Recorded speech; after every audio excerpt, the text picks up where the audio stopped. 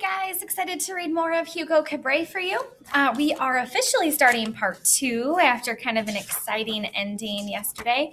Remember, the automaton drew a picture of a rocket in the eye of the man in the moon. So part 2 is called The Signature.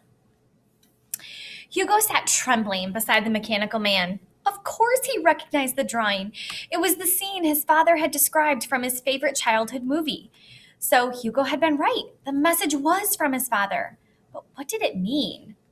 That's when the children realized that the mechanical man wasn't finished. It seemed to have stopped mid-line, as if it was pausing. Hugo watched as one more time the mechanical man dipped its pen into the ink. Then it moved its hand into position and signed a name. So it says Georges Méliès. That's Papa George's name, said Isabel. She looked completely confused. Why did your father's machine sign Papa George's name? Hugo looked in wonder, but then her expression changed as she glared at him. You lied to me. This isn't your father's machine. Hugo stared blankly ahead. This didn't make any sense at all. Are you listening to me, Hugo? This is not your father's. Hugo looked up at her wide and wiped his eyes. Yes, it is, he said quietly. Then why did it sign Papa George's name? Why did my key fit into it? I don't know, he answered. You're a liar, yelled Isabel. You stole this machine from somewhere. You stole it from Papa George. The notebook probably isn't even yours. You must have stolen that too. I didn't steal it. Liar, said Isabel. What? It was my father's notebook. He drew it. I don't believe anything you say, Hugo. Isabel took her key from the mechanical man's back, put the necklace from which it dangled back around her neck, and grabbed the drawing from the little desk. What are you doing? Hugo said as he took hold of the paper in Isabel's hand. Give that to me. It has my godfather's name on it. It's mine. The two of them struggled for a second, and it ripped completely in half. After a moment of stunned silence, Isabel took her half, got up, and started walking toward the door. Hugo quickly pocketed his half of the drawing and chased after Isabel, leaving the mechanical man in the middle of the room. Where are you going? Hugo yelled. I'm going to ask Mama Jeanne what's going on. Stop following me. The children ran through the train station. It was late at night and the building was quiet. There was still a little time before the old man left the toy booth, so Isabel hurried home as fast as she could. Go away, Hugo Cabret, she called to him, but he was right on her heels. Hugo knew he should have put the mechanical man back into its hiding place, and he should be checking the clocks, but there was no time now. As he followed Isabel out the door, he prayed the station inspector had gone home for the night. The children ran down the dark streets of the neighborhood and through the graveyard toward Isabel's apartment. Hugo called after her. Where did you get the key? Tell me that at least. No, said Isabel. Did you find it? Was it a gift from someone? Hugo caught up to her and grabbed her shoulder, spinning her around. They locked eyes. Leave me alone. Isabel opened the door to her apartment building and pushed Hugo away. He reached for the edge of the door with one hand, trying to keep it open. Let go, she said. She pushed as hard as she could and slammed the door, crushing Hugo's fingers. Hugo heard an awful crunch and he screamed in pain. Isabel screamed too and opened the door. What's going on down there? Shouted Isabel's godmother from the top of the steps. You should have moved your hand, whispered Isabel. Isabel, what's going on? Who's with you? Isabel tried to push Hugo away, but seeing him cradling his hand under his arm, she shook her head and let him come upstairs.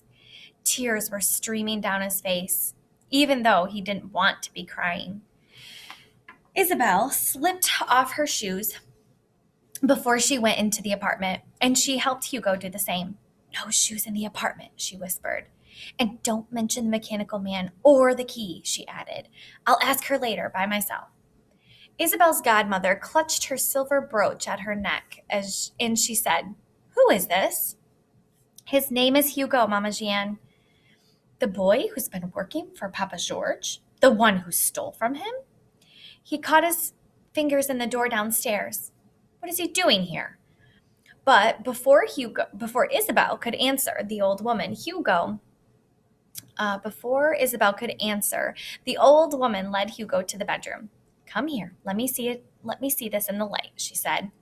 She moved the socks she had been darning and sat him down on a chair near a large wooden armoire beneath the lamp. She took his hand and tried to straighten his fingers. Again, Hugo screamed in pain. "You've hurt yourself pretty badly, young man." She disappeared for a few moments and came back with some chips of ice wrapped in a cloth napkin, which she handed to Hugo. "Here, hold this on your fingers." Then she turned to Isabel. "I thought you were coming home tonight with Papa George." Hugo was still angry that Isabel had told her godfather that she hadn't told her godfather she had stolen the notebook herself. And considering what she had done to his hand, he thought she should at least tell her godmother. But all Isabel did was look at him. Hugo winced in pain as he balanced the ice on his bruised fingers, which were resting on his lap. With his good hand, he removed his half of the drawing from his pocket and said, "We have something we want to ask you." "Not now, Hugo! I said not now!" yelled Isabel. She tried to snatch the drawing away from her godmother, but it was too late. The old woman had already taken it. "Where did you get this?" she asked in a stunned whisper. "Give her the other half of the drawing, Isabel," said Hugo.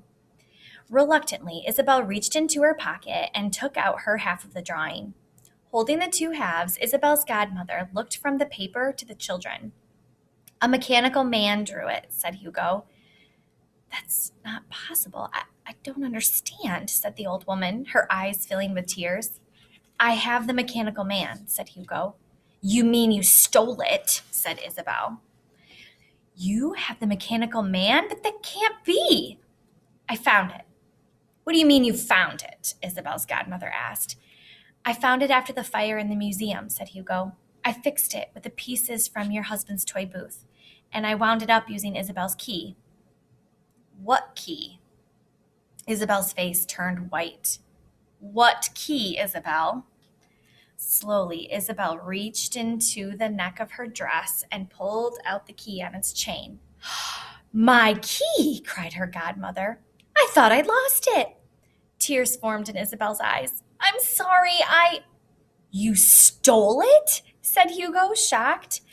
"It's the only thing I've ever taken, I swear. I just thought it was pretty," Isabel said to her godmother.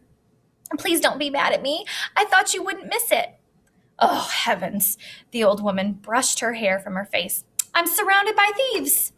She collected herself, wiped her eyes, and put down the two halves of the drawing. Hugo quickly snatched them up, and change came over the old woman as she straightened her dress and said, "Take that drawing away. We can't dredge up the past now. And whatever happens, don't let Papa George see it.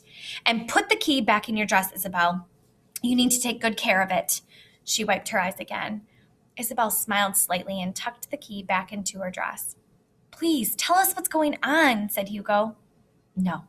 The only thing I'll say is that I need to protect my husband, and the best way for me to do that is to just forget about all this. Trust me, we must never speak of it again."